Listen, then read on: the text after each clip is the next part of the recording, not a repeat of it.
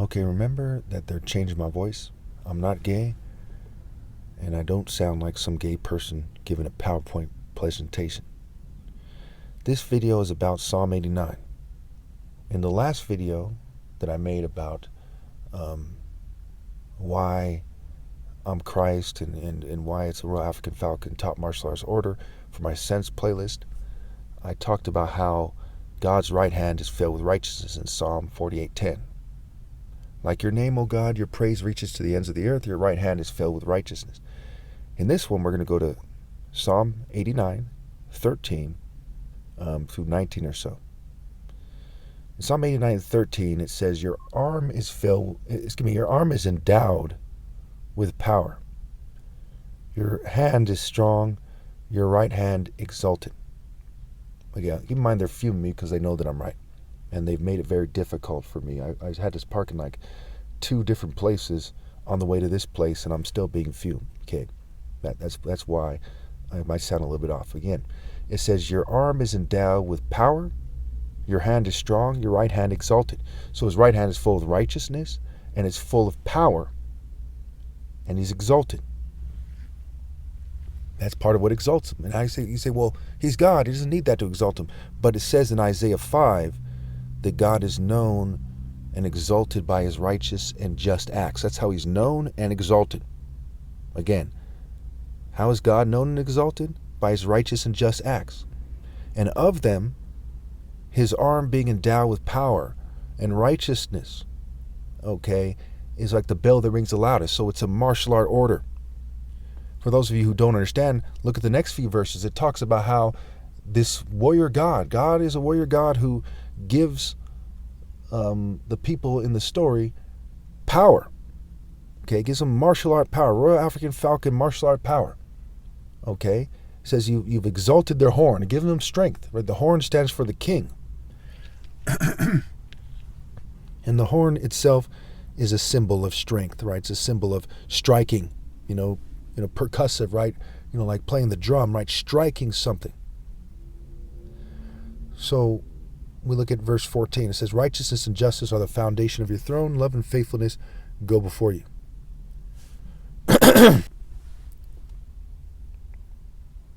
So it says, righteousness and justice are the foundation of your throne. Love and faithfulness go before you. So that's the foundation. That's how God is known. That's how God is exalted. You see how, in order to understand the Bible, you have to understand this. Well, how do we know? Go down to verse 19. It says, once you spoke in a vision to your faithful people, you said, I have bestowed strength on a warrior. I have raised up a young man from among the people. Said, I have bestowed strength on a warrior. Something that's not going to happen after my flesh dies. Okay. Now, when we look at the word bestowed, it's even in the language, right? The scribes and the people who wrote the Bible go hand in hand. We see bestowed is best owed, and best wed, like a wedding, and martial is marital scramble. So what are the odds that it says God bestows strength on a warrior, right? He bestowed it. And in the word bestowed, when we cut it up, we get best, for the reproductive cycle, and wed, like a wedding. And martial is marital scramble, and Christ is said to be the bridegroom. The best bestowed. Right, proof, profound. Okay, so we see that when we see it in the language like this, the opposition view has a burden of proof to address, and they can't do it. That's why they don't listen to my videos. That's why they avoid the debate. Once they saw they couldn't address my videos, they just suppressed them and avoided them. Every major church agreed. And every minor church is just like a major church that doesn't have that big of a following. Bestowed, best wed. So he says he's bestowed strength on a warrior. God's arm is endowed with power. His hand is strong. His right hand exalted. Not like people who have to resort to fuming me, acting like children. That's not power. That's not heart. That's not good genes. That's not good breeding. That's not a good tree that they have. Also, again, in the last video, I went over how his right hand is filled with righteousness. Right? The right thing, moral precision. 1 plus 1 equals 2, not 3. So not coming close, but what is exactly right. Righteous. Right, righteous. Moral precision. Endow with moral precision. His right hand is filled with moral precision. Righteousness. Okay? Power. It is spiritually strong.